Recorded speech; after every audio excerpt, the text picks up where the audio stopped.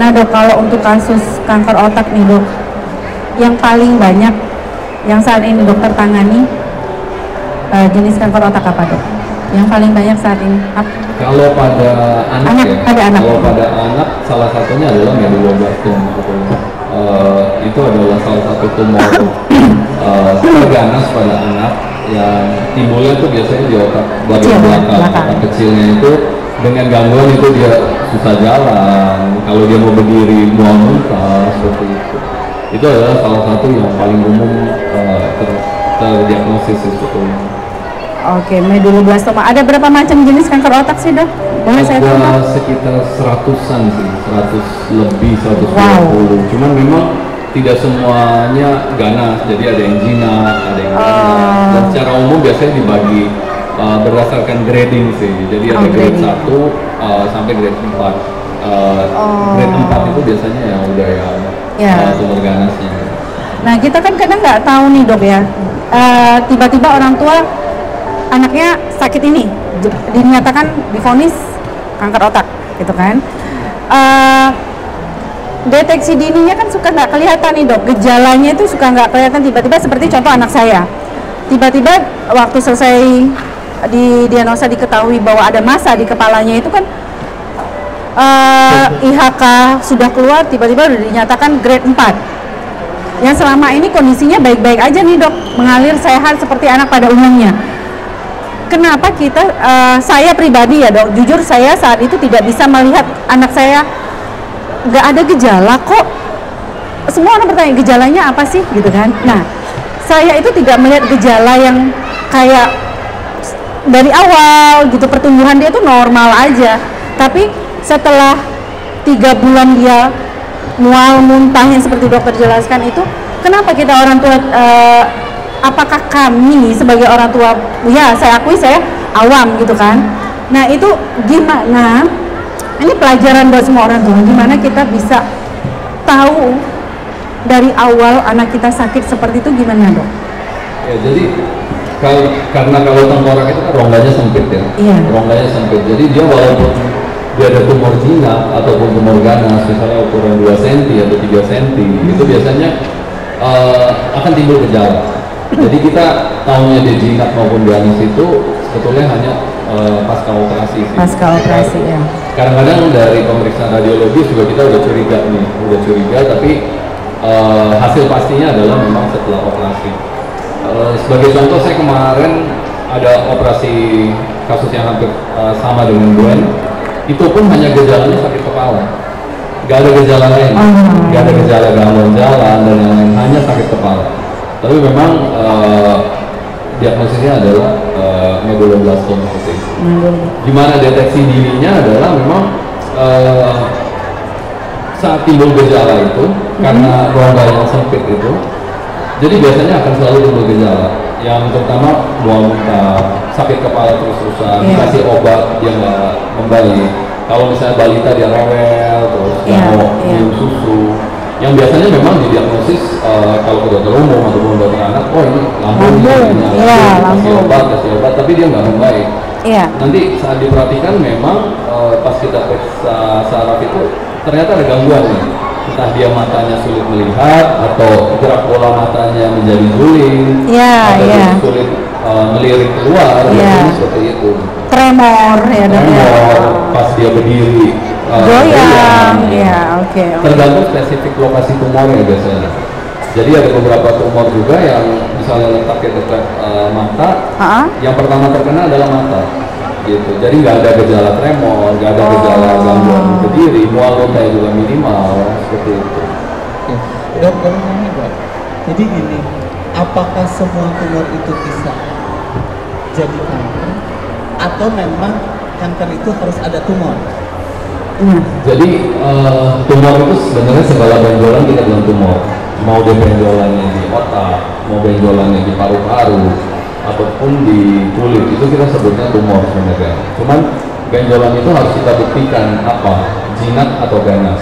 Kalau dia ganas itu baru kanker, seperti itu gitu. Jadi kalau memang terdiagnosis tumor, segera harus kita workup nih, jenisnya apa, kankernya kanker apa, tumor-tumor jinaknya apa, yang bisa diterapinya apa. jadi spesifik. Nah, oke.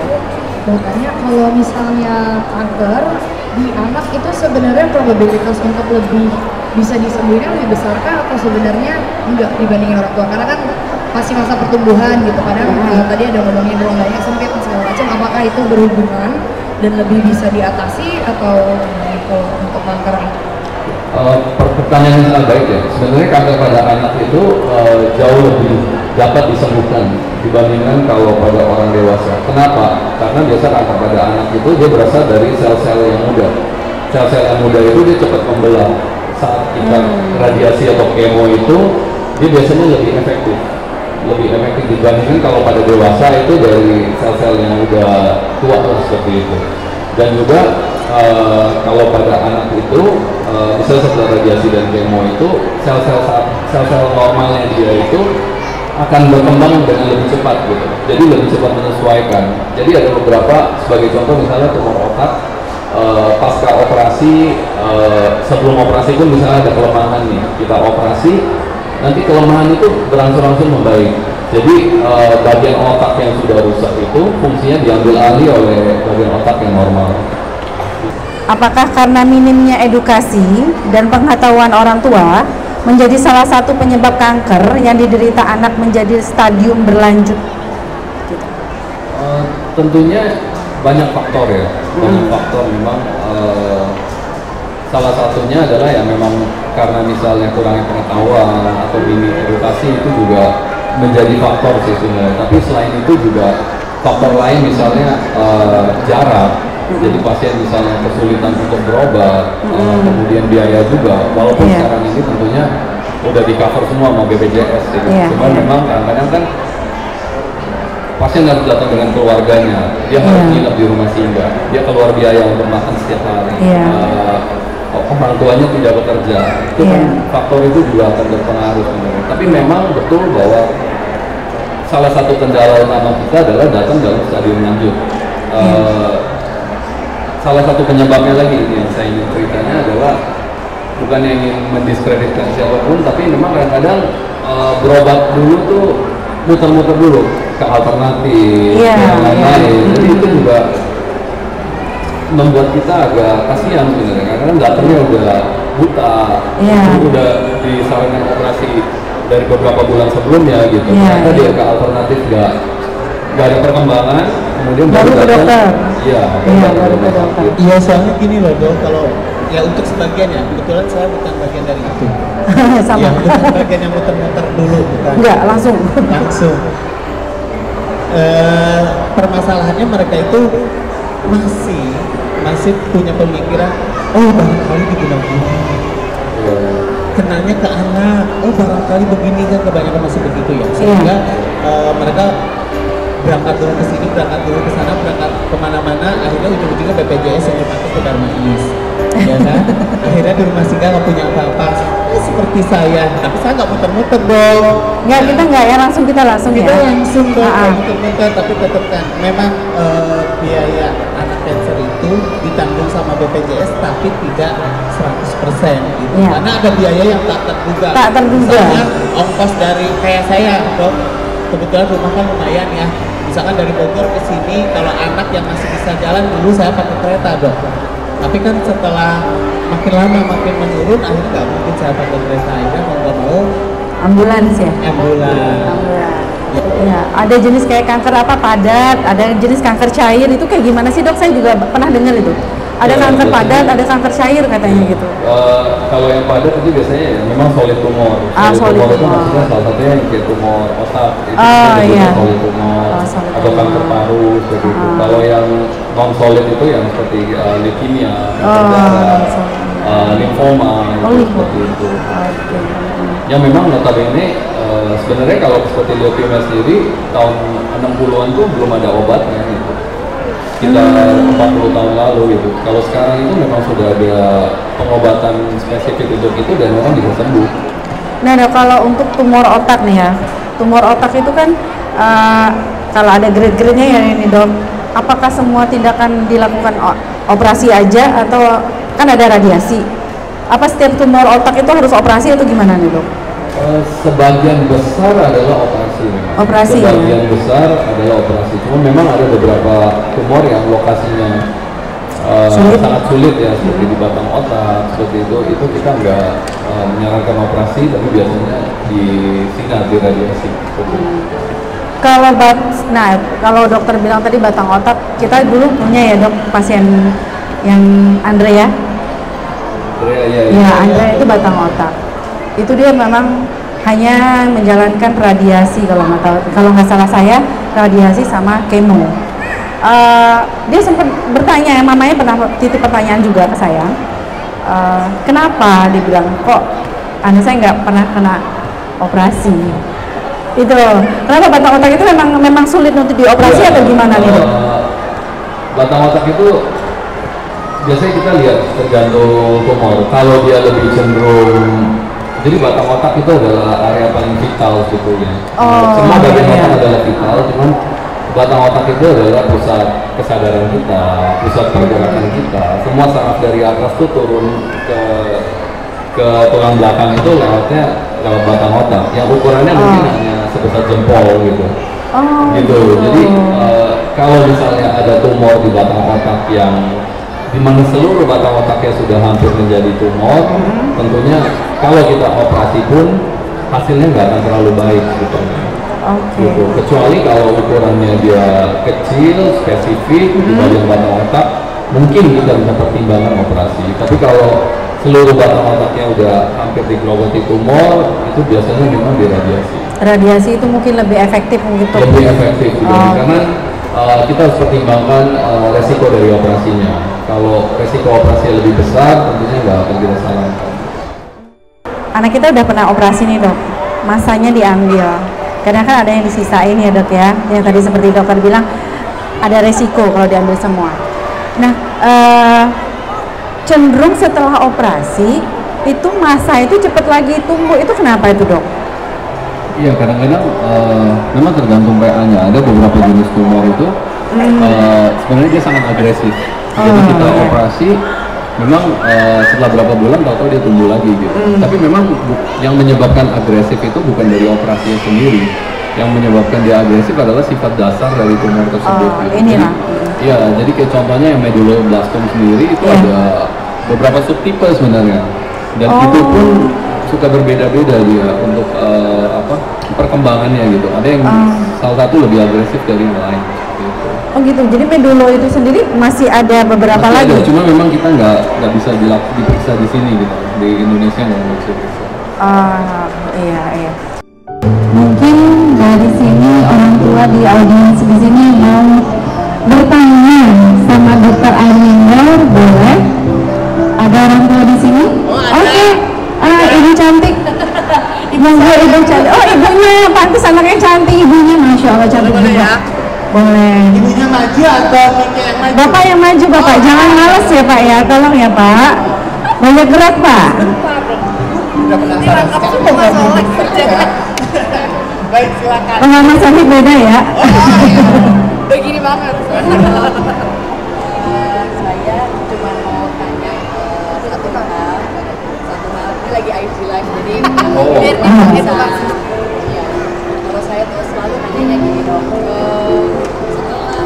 Deteksi atau belum itu apa sih yang orang tua bisa semenjak hamil atau sebelumnya, misalnya pengantin baru sudah mempersiapkan ibu yang akan mengandung untuk menghindari kegiatan atau makanan asupan tertentu, karena saya yakin kan seorang ibu perempuan itu kan pabriknya di kita ya. Itu apa yang bisa dihindari? Or kalau sudah lahir dan terdeteksi, apa yang sebaiknya dihindari? Oke, pertanyaan baik ya. Baik atau sulit dok? Dua-duanya. Jawabannya iya.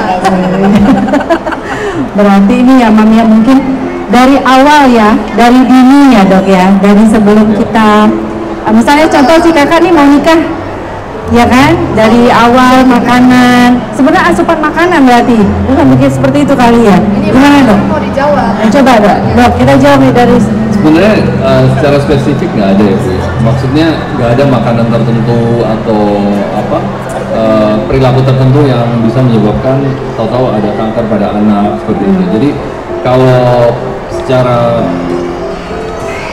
sebelum hamil atau apa sebenarnya nggak ada sebetulnya. Cuman saat kehamilan yang penting adalah saat deteksi dini itu salah satunya dengan USG kandungan yang rutin.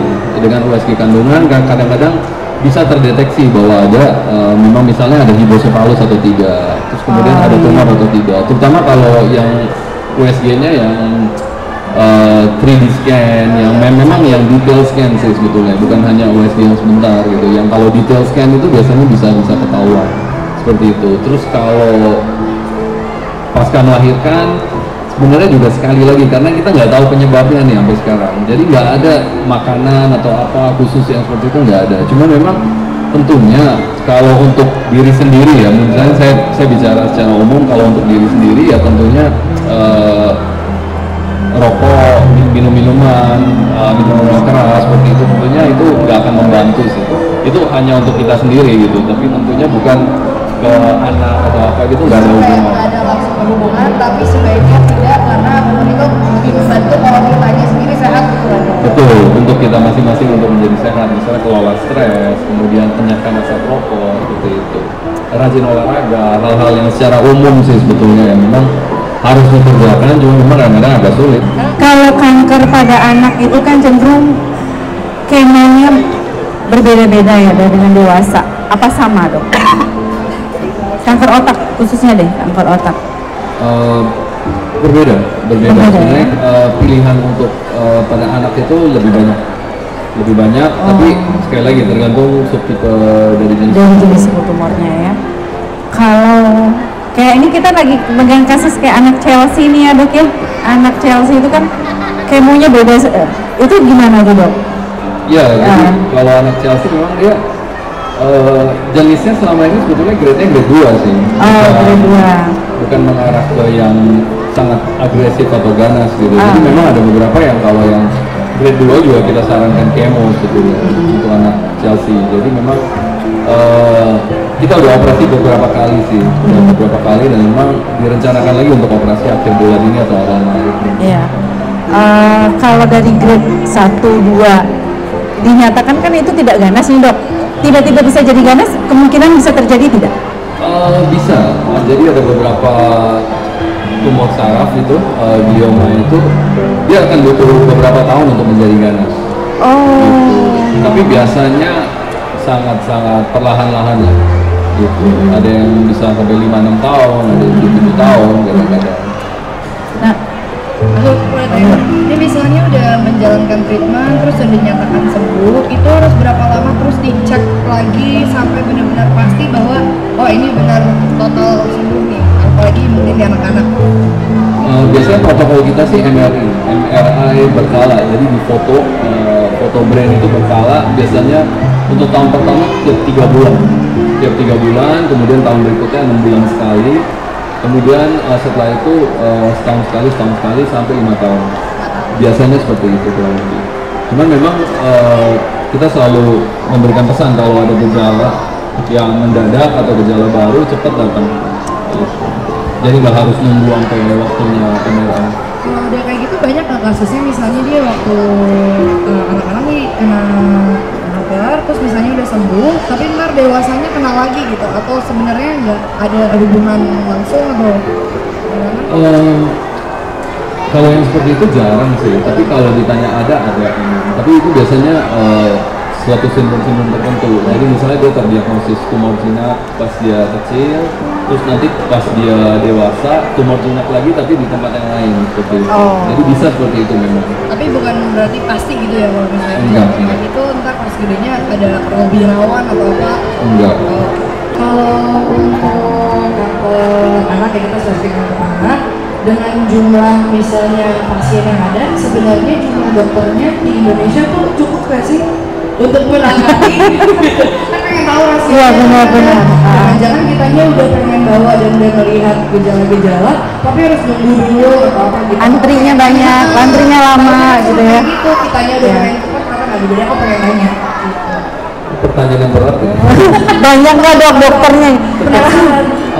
Secara umum tetap rasio dokter, mau di dokter umum, dokter spesialis di Indonesia dengan rasio penduduk masih jauh, masih sangat jauh, apalagi di daerah yang bagian timur ya. Yeah. Di sana sebagai contoh di Papua dokter bedah sarafnya baru ada 2 orang yang untuk satu Papua itu, jadi rasionya sangat-sangat jauh.